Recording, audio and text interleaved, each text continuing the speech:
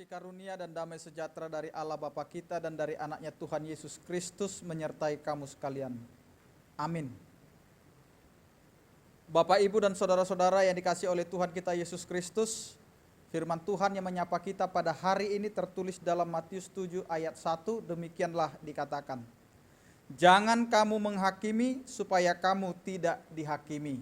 Demikian firman Tuhan.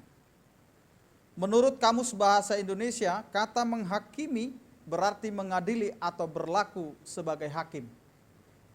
Seyogianya orang yang menghakimi adalah orang yang sikap dan tindakan hidupnya benar, sehingga ia dapat menghakimi dengan adil.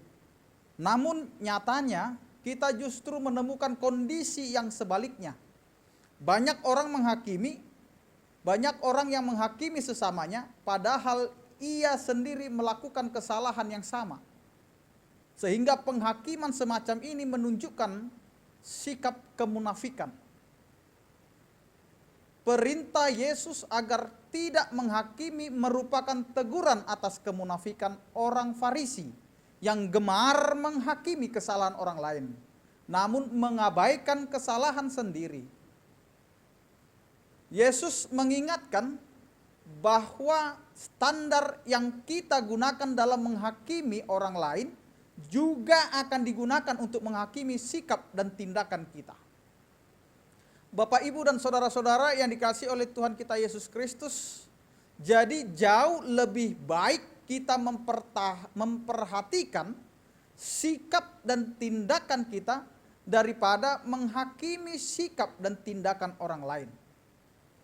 Kita perlu waspada, sebab salah satu cara yang termudah untuk menutupi kelemahan dan kesalahan sendiri adalah dengan menghakimi kelemahan dan kesalahan orang lain.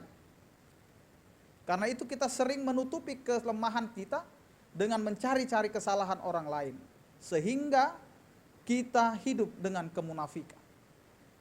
Bapak, Ibu, dan saudara-saudara yang dikasihi oleh Tuhan kita Yesus Kristus, sikap dan tabiat buruk orang lain tampak jelas, padahal sebenarnya kita memiliki keburukan yang sama.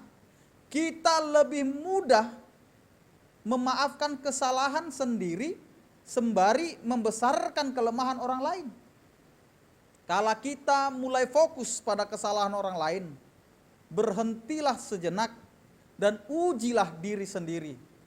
Jangan-jangan kita sedang menutupi kesalahan pribadi.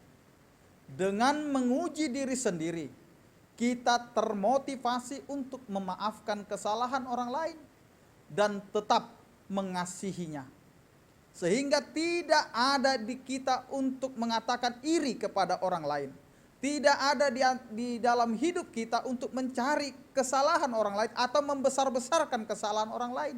Karena kita sudah introspeksi diri kita sendiri. Apakah aku sudah benar sehingga aku berhak untuk menghakimi orang lain? Karena itu jangan pernah kita menghakimi sebelum kita nanti juga akan dihakimi.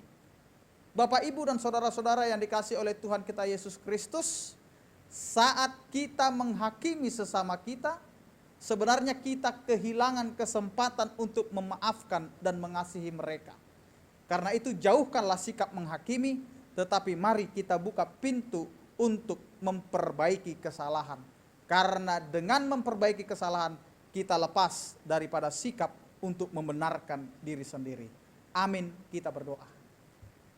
Terima kasih Tuhan, Engkau mengingatkan kami untuk kami mengembalikan seluruh kesalahan itu di dalam diri kami masing-masing.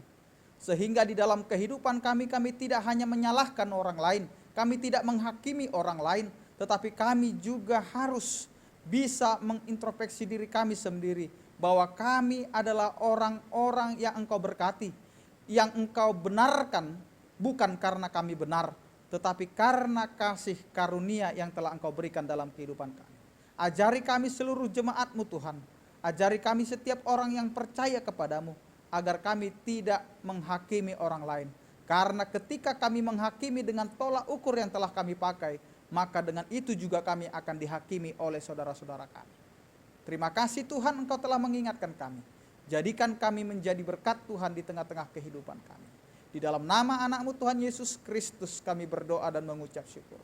anugerah Tuhan kita Yesus Kristus, kasih setia daripada Allah Bapa dan persekutuan Roh Kudus, itulah yang menyertai kamu sekalian. Amin. Selamat beraktivitas, Tuhan Yesus memberkati. Horas.